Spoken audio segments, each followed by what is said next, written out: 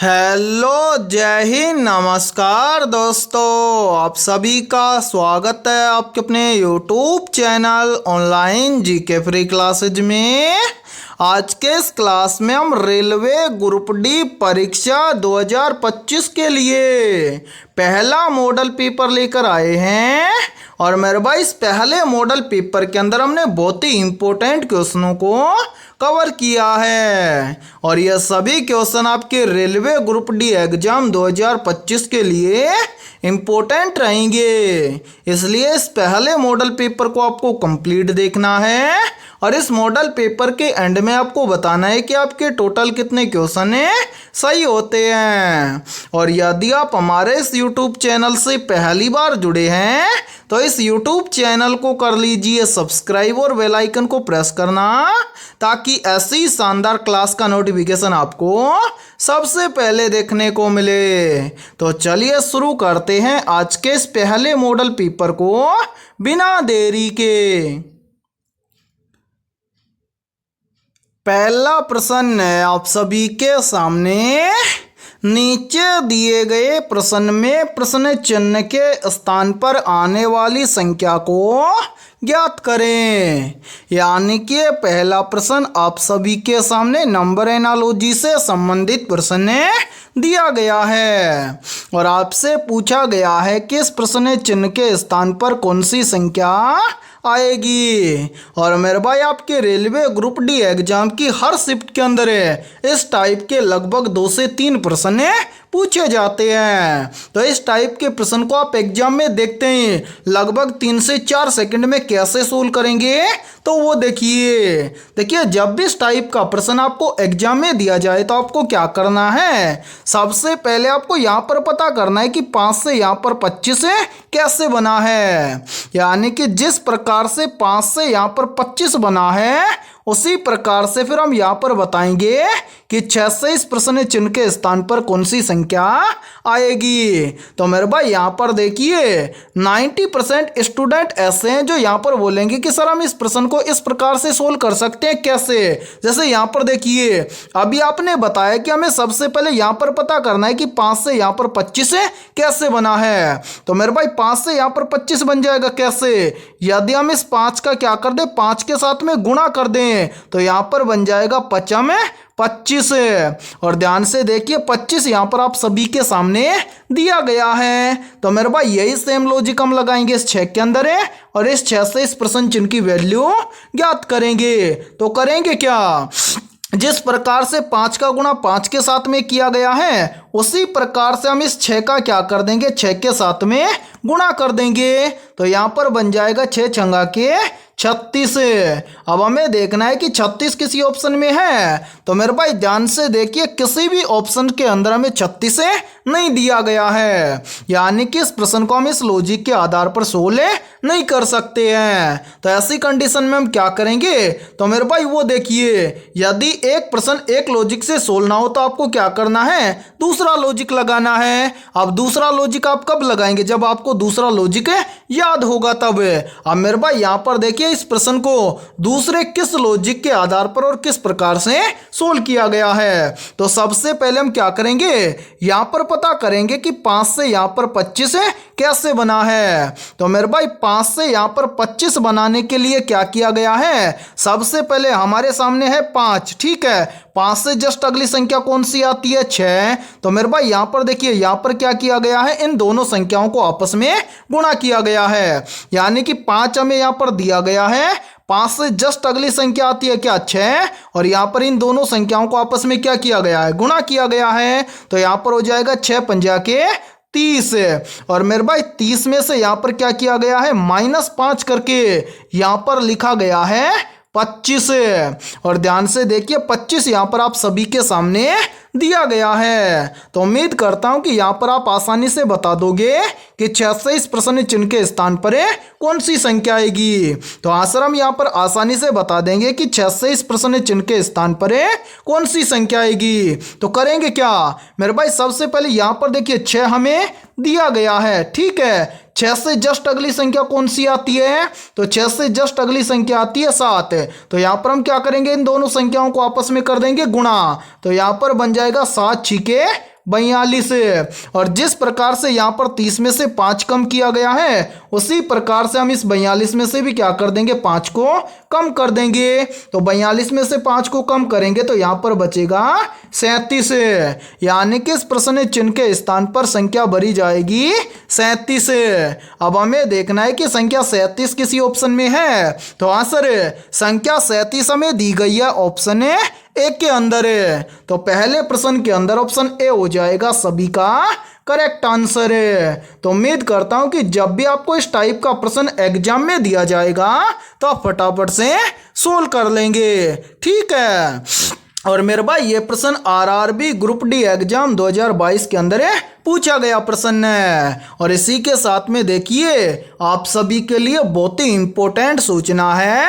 यदि आप पहली बार के अंदर रेलवे ग्रुप डी एग्जाम 2025 को क्रैक करना चाहते हैं तो हमने आपके रेलवे ग्रुप डी एग्जाम 2025 के लिए जीके, जीएस, साइंस, मैथमेटिक्स और रीजनिंग यानी कि ऑल सब्जेक्ट के ऊपर मोस्ट इंपोर्टेंट क्वेश्चंस का मास्टर पीडीएफ सेट तैयार किया है।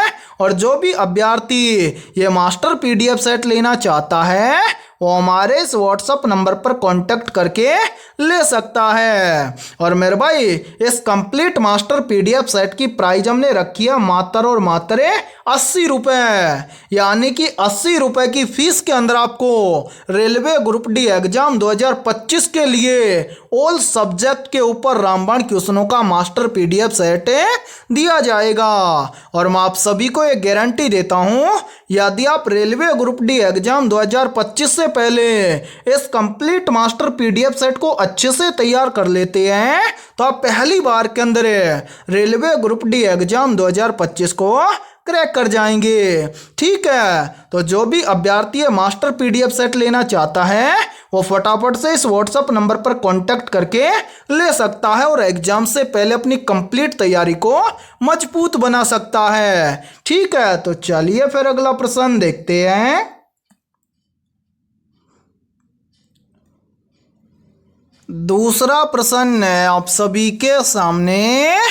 नीचे दी गई श्रृंखला श्रेणी में प्रश्न चिन्ह के स्थान पर कौन सी संख्या आएगी। यानी कि दूसरा प्रश्न आप सभी के सामने सीरीज से संबंधित प्रश्न दिया गया है और आपसे पूछा गया है कि इस सीरीज में इस प्रश्न चिन्ह के स्थान पर कौन सी संख्या आएगी। तो मेरे भाई इस टाइप के प्रश्न को आप एग्जाम में देखते हैं फटाफट से कैसे सोल्व करेंगे तो वो देखिए आपको जब भी एग्जाम के अंदर सीरीज से संबंधित प्रश्न दिया जाए तो आपको क्या करना है, सबसे पहले आपको ये देखना है कि सीरीज में आपको क्या क्या दिया गया है। तो मेरे भाई ध्यान से देखिए सीरीज में हमें दिया गया है सबसे पहले 7, 7 के बाद में 56, 56 के बाद में 28, 28 के बाद में 224, 224 के बाद में दिया गया 112 और 112 के बाद में हमसे पूछा गया है कि इस प्रश्न चिन्ह के स्थान पर कौन सी संख्या आएगी। और मेरे भाई ये प्रश्न भी आरआरबी ग्रुप डी एग्जाम 2022 के अंदर पूछा गया प्रश्न है। तो इस प्रश्न को कैसे सोल्व करेंगे वो देखिए मेरे भाई यहाँ पर ध्यान से देखिए। इस सीरीज में सबसे पहले संख्या दी गई है 7, 7 के जस्ट आगे संख्या दी गई है 56, तो 7 से 56 कैसे बनेगा। तो ध्यान से देखिए यदि हम 7 को क्या कर दें 8 से गुणा कर दें तो यहाँ पर बन जाएगा 7 और 8 के 56। फिर देखिए 56 के जस्ट आगे संख्या दी गई है 28, तो 56 से 28 कैसे बनेगा। तो मेरे भाई यहाँ पर देखिए यदि हम 56 को क्या कर दें 2 से भाग कर दें तो 56 को यदि हम 2 से भाग कर देंगे तो यहाँ पर बन जाएगा 28। फिर देखिए 28 से आगे बन रहा है कितना 224, तो 28 से 224 कैसे बनेगा। तो यहाँ पर देखिए यदि हम 28 को क्या कर दें 8 से गुणा कर दें तो 28 को 8 से गुणा कर देंगे तो यहाँ पर बन जाएगा 224। फिर देखिए 224 के आगे बन रहा है 112, तो 224 से 112 कैसे बनेगा।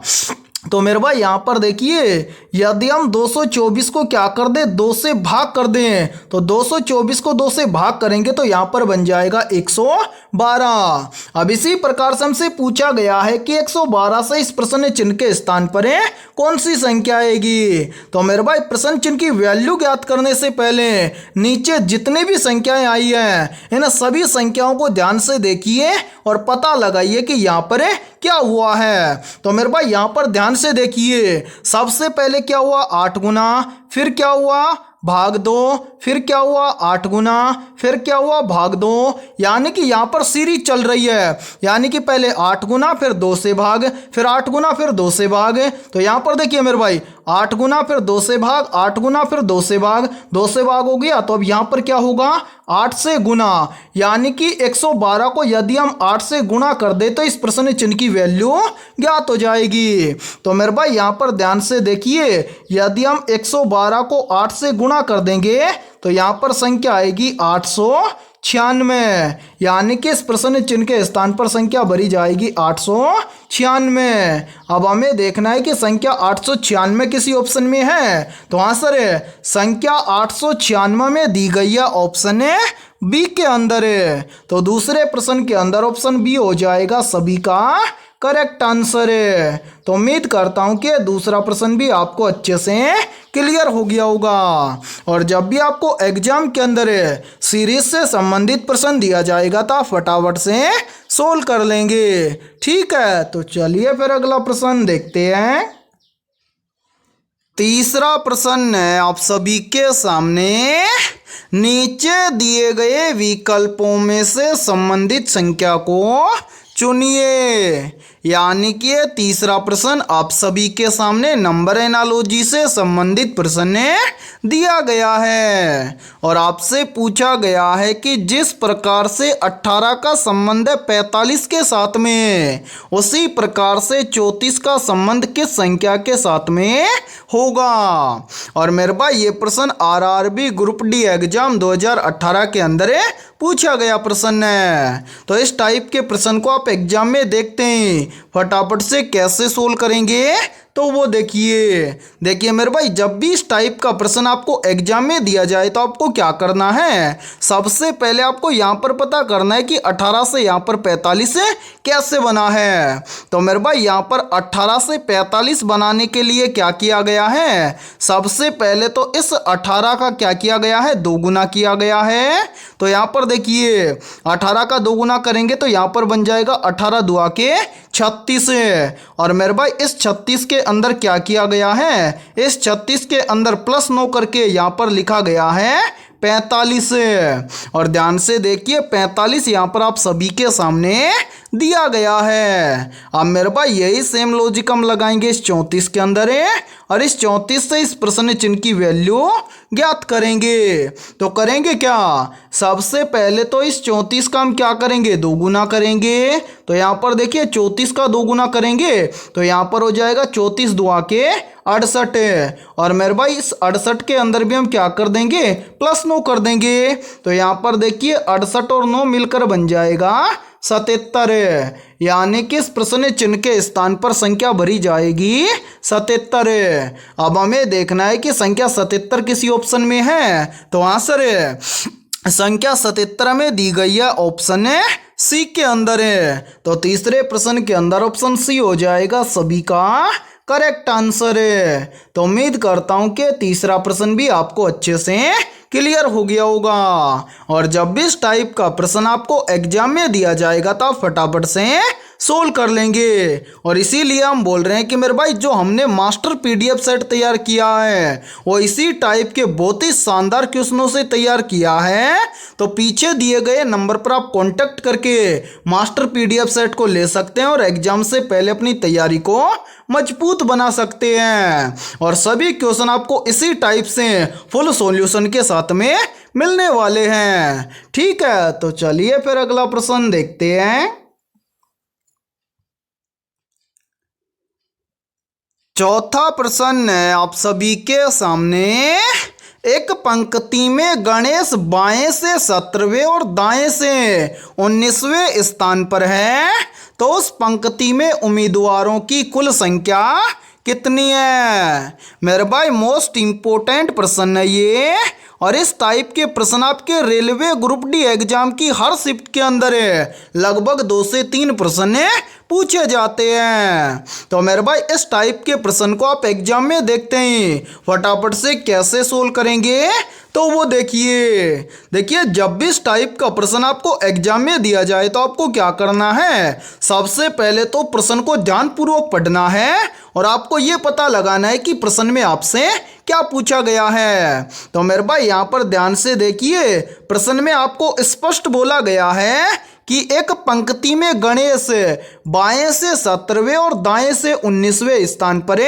है। तो बताइए उस पंक्ति में कुल कितने उम्मीदवार हैं। यानी कि आपसे पूछा गया है कि उस पंक्ति में टोटल कितने उम्मीदवार हैं। तो मेरे भाई इसके लिए एक फॉर्मूला होता है, और यदि ये फॉर्मूला आपको याद है तो आप इस प्रश्न को मात्र 2 से 3 सेकंड में सोल्व कर दोगे। फॉर्मूला क्या है, तो मेरे भाई यहाँ पर देखिए फॉर्मूला है T बराबर L प्लस R माइनस 1।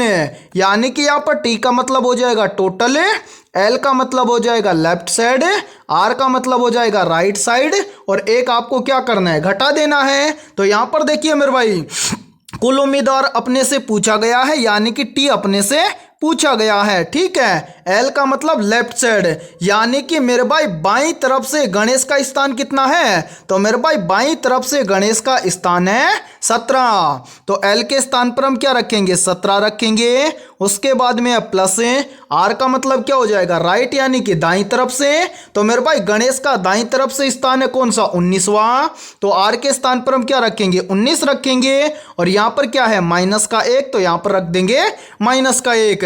अब इसको सोल्व करेंगे तो यहाँ पर देखिए T बराबर है 17 प्लस का है 19 प्लस का है, तो 17 और 19 मिलकर बन जाएगा कितना, तो मेरे भाई 17 और 19 मिलकर बन जाएगा 36। यहाँ पर बच रहा है माइनस का 1, तो यहाँ पर हम क्या कर देंगे, 36 में से माइनस 1 कर देंगे। तो यहाँ पर देखिए T बराबर आ जाएगा कितना, 36 में से 1 चला जाएगा तो बचेगा 35। यानी कि मेरे भाई T का मान आएगा 35 है। या फिर बोल सकते हैं कि उस पंक्ति में उम्मीदवारों की कुल संख्या होगी कितनी, 35। अब हमें देखना है कि 35 किसी ऑप्शन में है, तो हाँ सर 35 हमें दिया गया है ऑप्शन बी के अंदर है। तो मेरे भाई चौथे प्रश्न के अंदर ऑप्शन बी हो जाएगा सभी का करेक्ट आंसर है। तो उम्मीद करता हूं कि जब भी आपको इस टाइप का प्रश्न एग्जाम में दिया जाएगा तो आप फटाफट से सोल्व कर लेंगे। और मेरे भाई इस प्रश्न को आप तभी सोल्व कर पाओगे जब आपको ये सूत्र याद होगा, ठीक है। तो मेरे भाई इस सूत्र को आप जरूर याद रखना, ठीक है। तो चलिए फिर अगला प्रश्न देखते हैं। 5वां प्रश्न है आप सभी के सामने। एक मेज पर 5 पुस्तकें A, B, C, D तथा E रखी हुई है। यदि A को E के नीचे, C को D के ऊपर, B को A के नीचे और D को E के ऊपर रखा गया है तो सबसे नीचे कौन सी पुस्तक है। तो मेरे भाई इस टाइप के प्रश्न को आप एग्जाम में देखते ही फटाफट से कैसे सोल्व करेंगे, तो वो देखिए ध्यान से। मेरे भाई प्रश्न के अंदर आपको स्पष्ट बोला गया है कि सबसे नीचे कौन सी पुस्तकें है। तो क्या करेंगे, सबसे पहले तो मेरे भाई एक बार इस प्रश्न को ध्यान से पढ़ेंगे और प्रश्न को ध्यान से पढ़कर एक क्या करेंगे, छोटा सा डायग्राम तैयार करेंगे और उसके बाद में हम बताएंगे कि सबसे नीचे कौन सी पुस्तक है। तो यहाँ पर देखिए प्रश्न में बोला गया है कि एक मेज पर 5 पुस्तकें A, B, C, D तथा E रखी हुई है, जिनमें से देखिए यदि A को E के नीचे, यानी कि मेरे भाई यहाँ पर ध्यान से देखिए E के नीचे रखा गया है A को, यानी कि यहाँ पर स्पष्ट बोला गया है कि A को E के नीचे, और आगे बोला गया है कि C को D के ऊपर है, यानी कि मेरे भाई D के ऊपर रखा गया है किसको, C को। ध्यान से देखिए यहाँ पर, ठीक है। उसके आगे बोला गया है कि B को A के नीचे, यानी कि A के नीचे रखा गया है B को, ठीक है। उसके आगे बोला गया है कि D को E के ऊपर रखा गया है, यानी कि मेरे भाई इस D को रखा गया है E के ऊपर है, ठीक है। ऊपर रखेंगे, देखिए मेरे भाई यहाँ पर देखिए ऐसा कैसा डायग्राम बनाएंगे, E है, ई के जस्ट नीचे क्या है, ए है, ए के जस्ट नीचे क्या है, बी है, और मेरे भाई देखिए डी को रखा गया है ई के ऊपर है। तो मेरे भाई यहाँ पर देखिए डी को रखेंगे ई के ऊपर है और ई के ऊपर कौन है, सी है, तो यहाँ पर हम लिख देंगे सी। यानी कि आपका डायग्राम बनेगा ये। प्रश्न में आपसे पूछा गया है कि सबसे नीचे कौन सी पुस्तकें हैं, तो मेरे भाई इन सभी के अंदर सबसे नीचे क्या है, सबसे नीचे है बी। यानी कि इस पंक्ति में या एक मेज पर 5 पुस्तकें रखी हुई हैं, तो उन 5 पुस्तकों में सबसे नीचे पुस्तक होगी बी। और मेरे भाई ध्यान से देखिए बी पुस्तक में दी गई है ऑप्शन है सी के अंदर है, तो 5वें प्रश्न के अंदर ऑप्शन सी हो जाएगा सभी का करेक्ट आंसर है। तो उम्मीद करता हूं कि 5वां प्रश्न भी आपको अच्छे से क्लियर हो गया होगा। और जब भी इस टाइप का प्रश्न आपको एग्जाम में दिया जाएगा तो आप फटाफट से सोल्व कर लेंगे। ठीक है, तो चलिए फिर अगला प्रश्न देखते हैं। छठा प्रश्न है आप सभी के सामने, किसी वस्तु के द्रव्यमान और वेग के गुणनफल को क्या कहते हैं। मेरे भाई वेरी वेरी इंपॉर्टेंट प्रश्न है ये, और इस प्रश्न पर आप स्टार जरूर लगा लेना, क्योंकि इस बार ये प्रश्न एग्जाम के अंदर पूछा जा सकता है। प्रश्न पूछा जा सकता है कि किसी वस्तु के द्रव्यमान और वेग के गुणनफल को क्या कहते हैं। तो यहाँ पर देखिए इन चारों में से करेक्ट आंसर हो जाएगा सभी का ऑप्शन है बी। यानी कि किसी वस्तु के द्रव्यमान और वेग इन दोनों के गुणनफल को कहते हैं संवेग। तो छठे प्रश्न के अंदर करेक्ट आंसर हो जाएगा सभी का ऑप्शन है बी। तो चलिए फिर अगला प्रश्न देखते हैं। 7वां प्रश्न है आप सभी के सामने, निम्नलिखित में से ध्वनि तरंगे किस प्रकार की तरंगे होती हैं। ऑप्शन ए अनुप्रस्थ तरंगे होती हैं, ऑप्शन बी है अनुदैर्घ्य तरंगे होती हैं, ऑप्शन सी है स्थिर तरंगे होती हैं, और ऑप्शन डी है इनमें से कोई नहीं। तो यहाँ पर देखिए इन चारों में से करेक्ट आंसर हो जाएगा सभी का ऑप्शन है बी। यानी कि ध्वनि तरंगे एक प्रकार से अनुदैर्घ्य तरंगे होती हैं, या फिर हम बोल सकते हैं कि जो ध्वनि तरंगे होती हैं ये किस प्रकार की तरंग होती है, तो मेरे भाई ध्वनि तरंगे अनुदैर्घ्य तरंगे होती हैं। ठीक है, तो 7वें प्रश्न के अंदर करेक्ट आंसर हो जाएगा सभी का ऑप्शन है बी। तो चलिए फिर अगला प्रश्न देखते हैं। 8वां प्रश्न है आप सभी के सामने, जब किसी चालक तार में धारा प्रवाहित होती है तो उसके चारों ओर कौन सा क्षेत्र उत्पन्न होता है। ऑप्शन ए विद्युत क्षेत्र, ऑप्शन बी है चुंबकीय क्षेत्र, ऑप्शन सी है गुरुत्वीय क्षेत्र, और ऑप्शन डी है प्लाज्मा क्षेत्र। तो जल्दी से बताइए इन चारों में से करेक्ट आंसर क्या होगा। मेरे भाई मोस्ट इंपोर्टेंट प्रश्न है ये। यहाँ पर आपसे पूछा गया है कि जब किसी चालक तार में विद्युत धारा प्रवाहित होती है तो उसके चारों ओर कौन सा क्षेत्र उत्पन्न होता है। तो यहाँ पर देखिए करेक्ट आंसर हो जाएगा सभी का ऑप्शन है बी। यानी कि जब किसी चालक तार में धारा प्रवाहित होती है तो उसके चारों ओर चुंबकीय क्षेत्र उत्पन्न होता है। तो 8वें प्रश्न के अंदर करेक्ट आंसर हो जाएगा सभी का ऑप्शन है बी।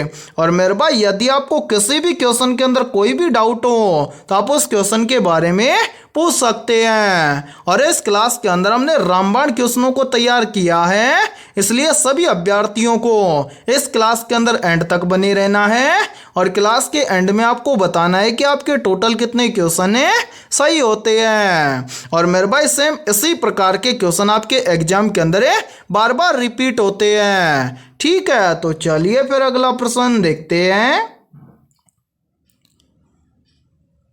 9वां प्रश्न है आप सभी के सामने, परमाणु के नाभिक में कौन कौन से कण होते हैं। तो यहाँ पर देखिए इन चारों में से करेक्ट आंसर हो जाएगा सभी का ऑप्शन है सी। यानी कि परमाणु के नाभिक में प्रोटॉन और न्यूट्रॉन ये क्या होते हैं? दो कण होते हैं। जब भी आपसे एग्जाम में पूछा जाए कि परमाणु के नाभिक में कौन कौन से कण होते हैं, तो मेरे भाई याद रखना, परमाणु के नाभिक में दो कण होते हैं, प्रोटॉन और न्यूट्रॉन।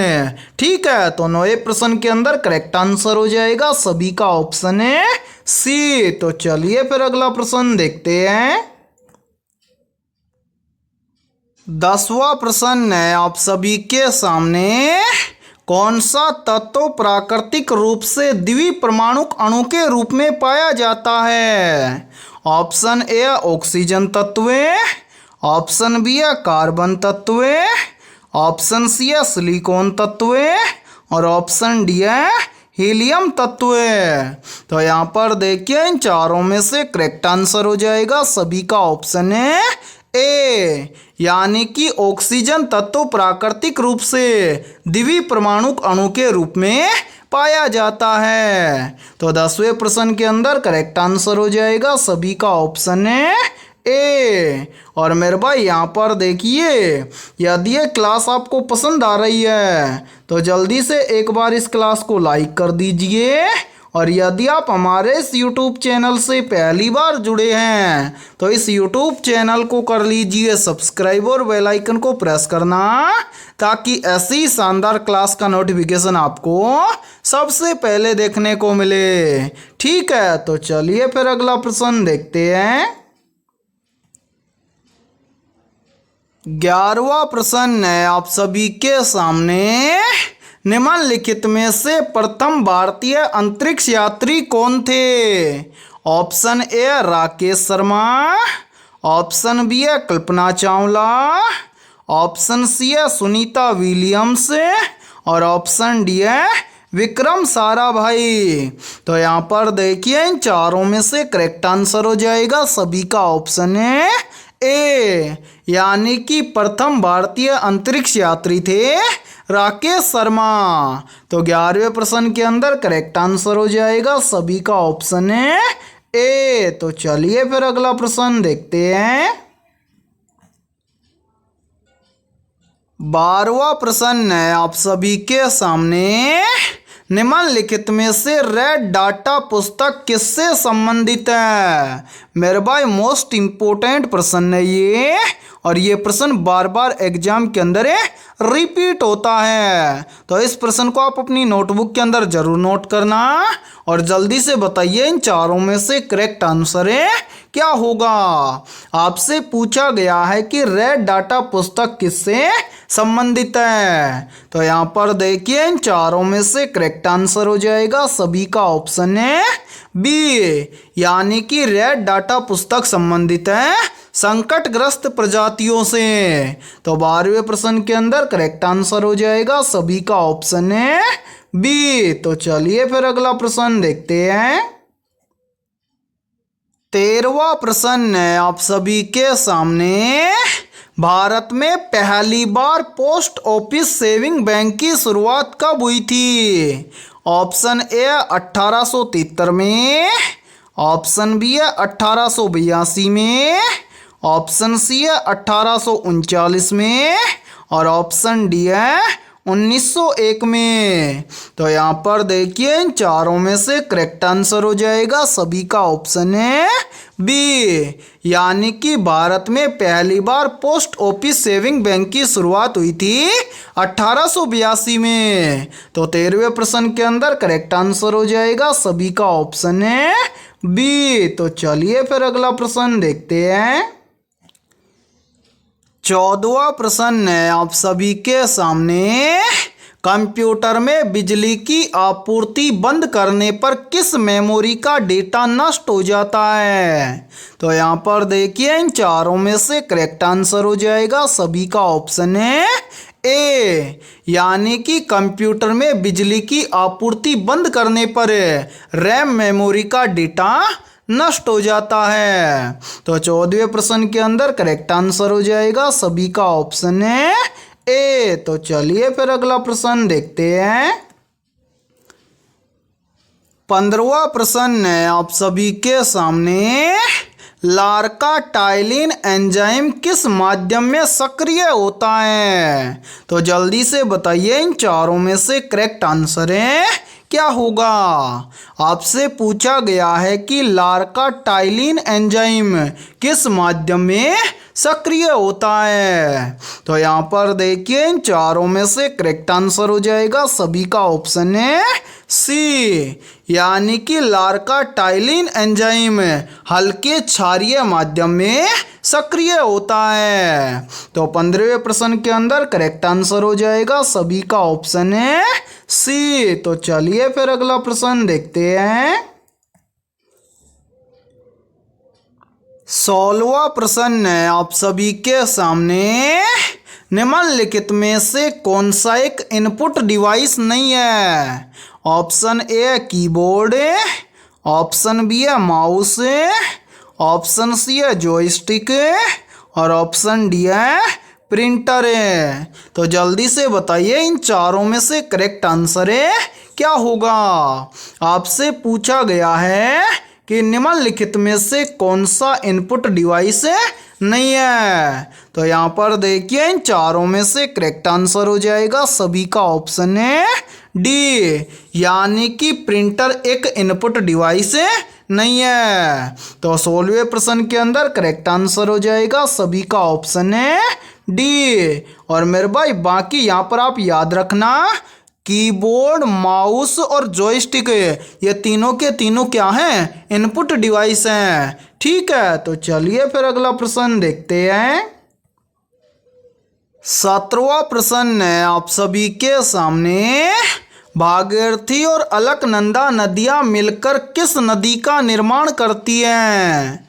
या फिर देखिए, इसी प्रश्न को एग्जाम के अंदर घुमाकर ऐसे भी पूछ लिया जाता है।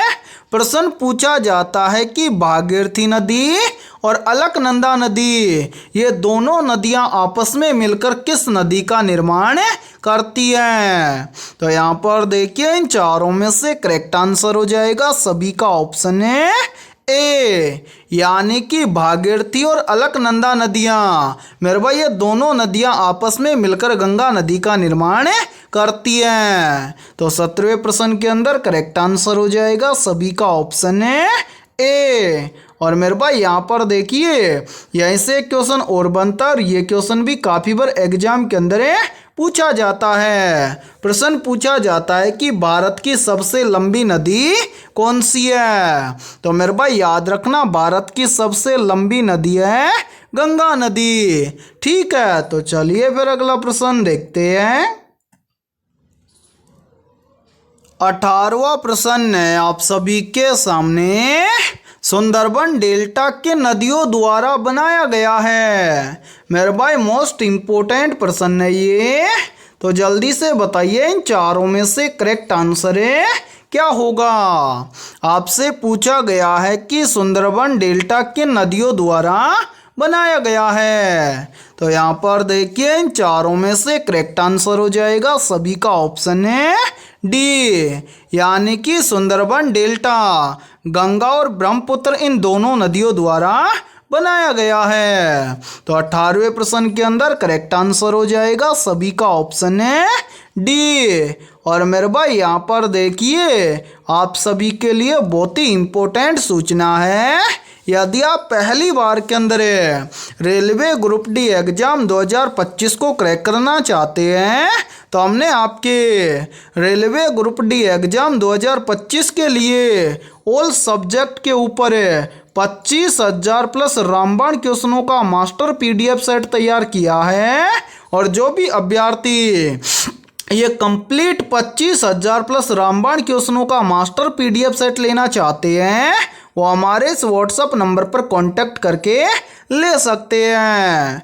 व्हाट्सअप नंबर है 7374826893। ये हमारा व्हाट्सअप नंबर है।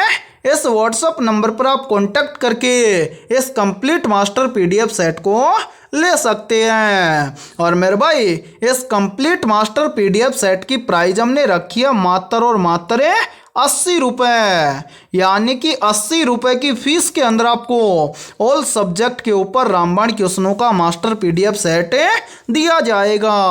और इस मास्टर पीडीएफ सेट के अंदर आपको क्या क्या मिलने वाला है तो वो भी देख लीजिए मेरे भाई। यहाँ पर देखिए, इस मास्टर पीडीएफ सेट के अंदर आपको सबसे पहले लगभग 15,000 प्लस क्वेश्चन मिलेंगे जीके, जीएस और साइंस के।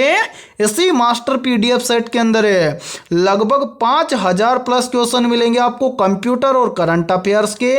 और इसी मास्टर पीडीएफ सेट के अंदर आपको लगभग 5,000 प्लस क्वेश्चन मिलेंगे मैथमेटिक्स और रीजनिंग के।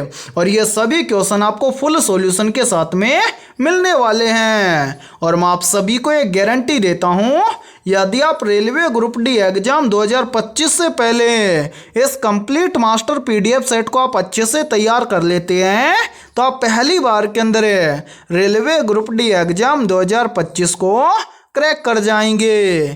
ठीक है, तो चलिए फिर अगला प्रश्न देखते हैं।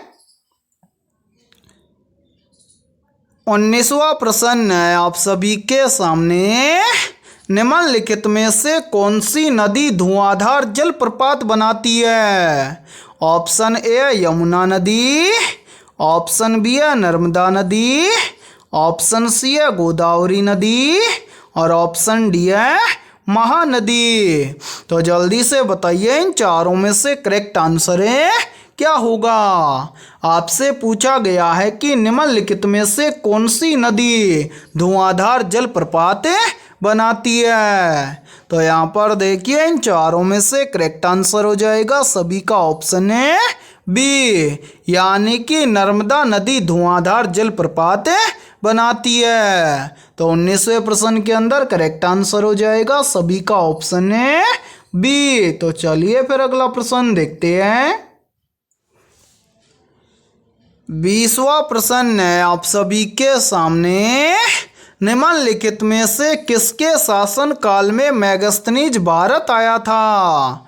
ऑप्शन ए अशोक के शासनकाल में, ऑप्शन बी है हर्षवर्धन के शासनकाल में, ऑप्शन सी है चंद्रगुप्त मौर्य के शासनकाल में और ऑप्शन डी है कुमारगुप्त के शासनकाल में। तो यहाँ पर देखिए इन चारों में से करेक्ट आंसर हो जाएगा सभी का ऑप्शन है सी, यानी कि चंद्रगुप्त मौर्य के शासनकाल में मेगास्थनीज भारत आया था। तो 20वें प्रश्न के अंदर करेक्ट आंसर हो जाएगा सभी का ऑप्शन है सी। तो मेरे भाई आज की इस क्लास के अंदर इतना ही। यदि ये क्लास आपको पसंद आई है तो जल्दी से एक बार इस क्लास को लाइक कर दीजिए। और यदि आप हमारे इस YouTube चैनल से पहली बार जुड़े हैं तो इस YouTube चैनल को कर लीजिए सब्सक्राइब और बेल आइकन को प्रेस करना, ताकि ऐसी शानदार क्लास का नोटिफिकेशन आपको सबसे पहले देखने को मिले।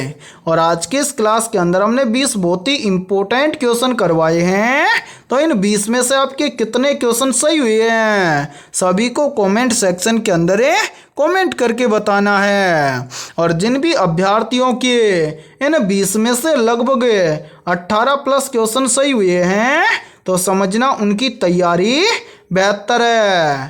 तो फिर मिलते हैं ऐसे ही बेहतरीन क्वेश्चनों के साथ सुबह 7 बजे।